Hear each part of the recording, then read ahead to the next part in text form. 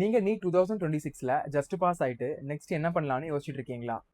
Hi everyone, myself doctor Jenith. I'm a fourth year MBBS student in Bishkek, Kyrgyzstan. Past 3 years NEET score card வச்சு அப்ராட்ல MBBS admission வாங்க முடியும். அப்ராட்ல MBBS பண்றோம், அங்க உள்ள சிலபஸ் என்ன இருக்கும், இந்தியன் சிலபஸ்ல இருந்து இது டிஃபர் ஆகுமா இல்லையா, இந்த மாதிரி நிறைய டவுட்ஸ் உங்களுக்குள்ள வரலாம். But no need to worry. NMC approved உள்ள எல்லா ஃபாரின் மெடிக்கல் யூனிவர்சிட்டிஸுமே இந்தியாவில் என்ன சிஸ்டம் ஃபாலோ பண்ணுறாங்களோ இந்த சேம் சிஸ்டம் தான் அவங்களும் ஃபாலோ பண்ணுறாங்க. நிறைய ஸ்டூடெண்ட்ஸ் லாங்குவேஜ் ப்ராப்ளம் பற்றி யோசிப்பீங்க. ஸோ லாங்குவேஜ் ப்ராப்ளம் உங்களுக்கு இருக்காது. ஏன்னா நான் அட்மிஷன் பண்ணுற எல்லா யூனிவர்சிட்டிலையுமே இங்கிலீஷில் மட்டும் தான் டீச் பண்ணுவாங்க.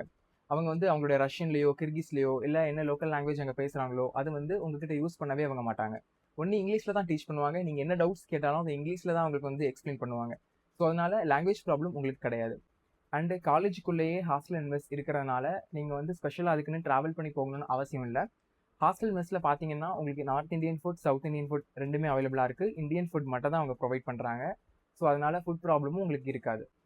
நம்ம ஊரில் உள்ள செஃப் தான் அங்கே சமையல் பண்ணி கொடுக்கறதுனால ஸோ நம்ம ஊர் ஃபுட்டே உங்களுக்கு அங்கே கிடச்சிரும். ஸோ அதனால நீங்கள் வேறு கண்ட்ரிக்கு போகிறோம், அங்கே வேறு மாதிரி ஃபுட் தான் நம்ம சாப்பிடுவோம் அப்படின்னு நீங்கள் யோசிக்க வேண்டாம்.